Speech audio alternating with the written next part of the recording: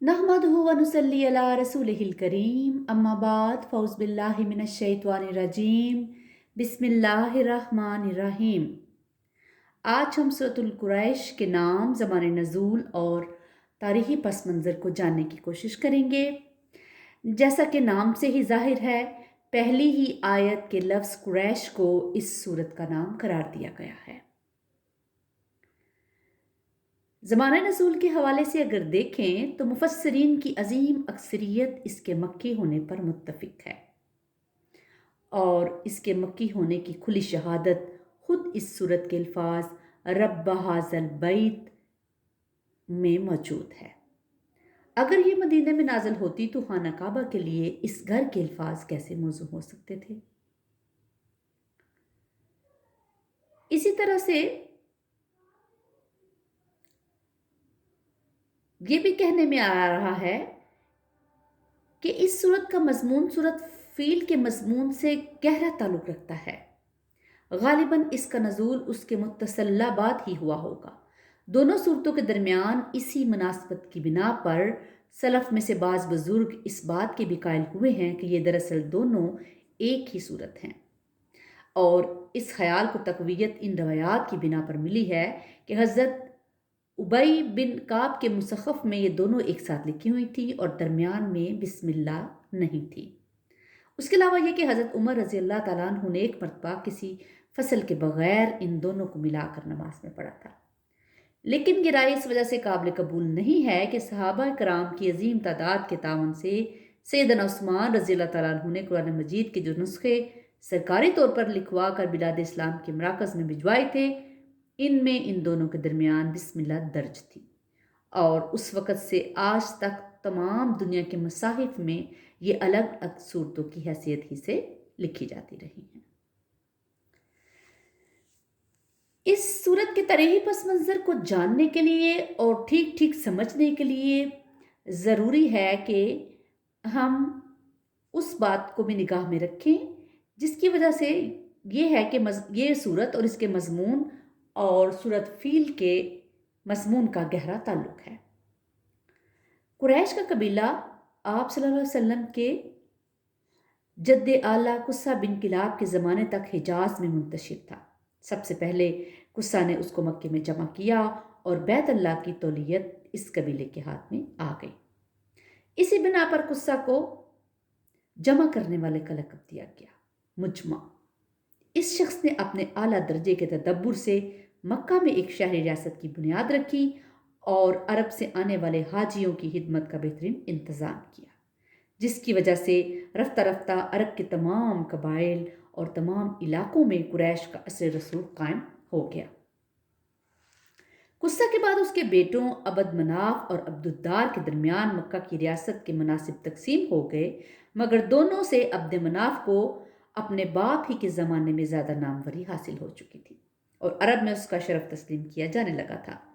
عبد مناف کے 4 بیٹے تھے، ہاشم، عبد شمس، مطلب اور نوفل۔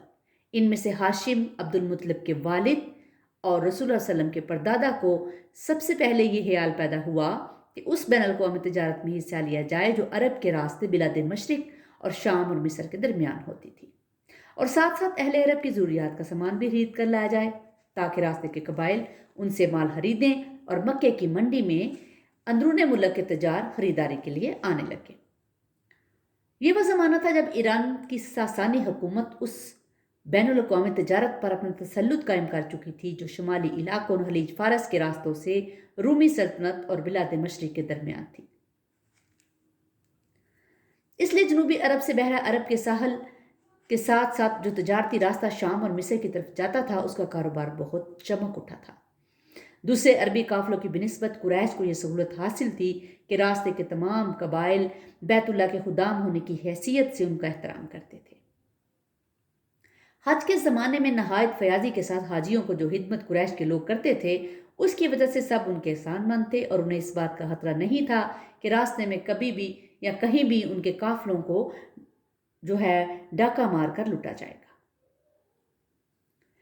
ہاشم نے انہیں تمام پہلوؤں کو دیکھ کر تجارت کی اسکیم بنائی اور اپنی اسکیم میں اپنے باقی تینوں بھائیوں کو شامل کیا۔ شام کے غسانی بادشاہ سے ہاشم نے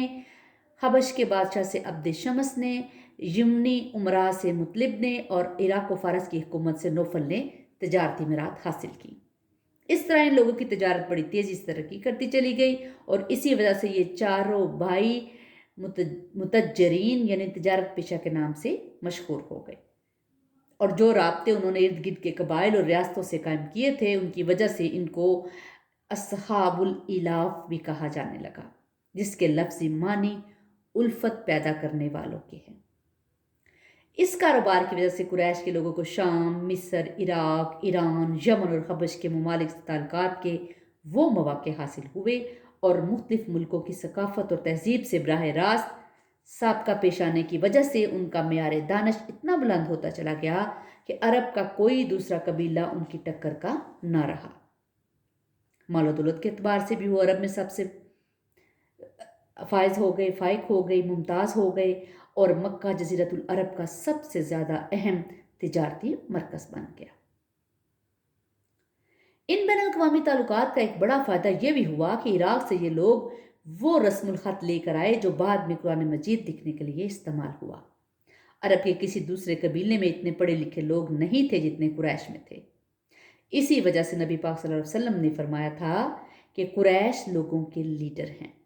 اور حضرت علی کی روایت بحقی میں ہے کہ حضور صلی اللہ علیہ وسلم نے فرمایا کہ پہلے عرب کی سرداری قبیلہ حمیر والوں کو حاصل تھی، پھر اللہ تعالیٰ نے وہ ان سے سلب کر کے قریش کو دے دی۔ قریش اسی طرح ترقی پر ترقی کرتے چلے جا رہے تھے کہ مکہ پر ابرہہ کی چڑھائی کا واقعہ پیش آ گیا۔ اگر اس وقت ابرہہ اس شہر مقدس کو فتح کرنے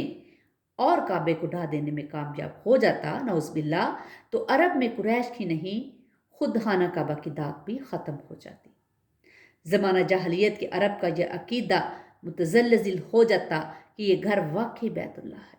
قریش کو اس گھر کے ہدف ہونے کی حیثیت سے جو احترام پورے ملک میں حاصل تھا وہ یک لخت ختم ہو جاتا۔ مکہ تک حبشیوں کی پیش قدمی کے بعد رومی سلطنت آگے بڑھ کر شام اور مکہ کے درمیان کا تجارتی راستہ بھی اپنے قبضے میں لے لیتی، اور قریش اس سے زیادہ خستہ حالی میں مبتلا ہو جاتے جس میں وہ قصہ بن کلاب سے پہلے مبتلا تھے۔ لیکن جب اللہ تعالیٰ نے اپنی قدرت کا یہ کرشمہ دکھایا کہ پرندوں کے لشکروں نے سنگریزے مار مار کر ابرہہ کی لائی ہوئی 60,000 حبشی فوج کو تباہ و برباد کر دیا، نیست و نابود کر دیا، اور مکہ سے یمن تک سارے راستے میں جگہ جگہ استباح شدہ فوج کے آدمی گر گر کر مرتے چلے گئے، تو کعبہ کے بیت اللہ ہونے پر تمام اہل عرب کا ایمان پہلے سے بہت زیادہ مضبوط ہو گیا، اور اس کے ساتھ ساتھ قریش کے دھاک روب بھی ملک بھر میں پہلے سے زیادہ قائم ہو گیا۔ اب عربوں کو یقین ہو گیا کہ ان لوگوں پر اللہ کا فضل خاص ہے۔ وہ بے کھٹکے عرب کے ہر حصے میں جاتے اور اپنے تجارتی قافلے لے کر ہر علاقے سے گزرتے۔ کسی کی یہ جرت نہیں تھی کہ کوئی ان کو چھیڑتا، انہیں چھیڑنا تو درکنار، ان کی امان میں کوئی غیر قریشی بھی ہوتا تو اس سے بھی کوئی ترس نہ کیا جاتا۔ ان ساری باتوں کا جو مقصد ہے وہ یہ ہے کہ نبی صلی اللہ علیہ وسلم کی بعثت کے زمانے میں یہ حالات چونکہ سب ہی کو معلوم تھے، اس لیے ان کے ذکر کی حاجت نہیں تھی۔ یہی وجہ ہے کہ اس صورت کے 4 مختصر فقروں میں قریش سے صرف اتنی بات کہنے پر اکتفا کیا گیا کہ جب تم خود اس گھر کو بتوں کا نہیں بلکہ اللہ کا گھر مانتے ہو، اور جب تمہیں اچھی طرح معلوم ہے کہ وہ اللہ ہی ہے جس نے تمہیں اس گھر کے طفیل یمن عطا کیا، تمہاری تجارتوں کو یہ فروغ بخشا اور تمہیں فاقہ زدگی سے بچا کر یہ خوشحالی نصیب فرمائی، تو تمہیں اسی کی عبادت کرنی چاہیے۔ اللہ تعالی ہمیں قرآن پاک کو سمجھنے کی، پڑھنے کی اور اس پر عمل کرنے کی توفیق عطا فرمائے۔ وآخر الدعوانا ان الحمد للہ رب العالمین۔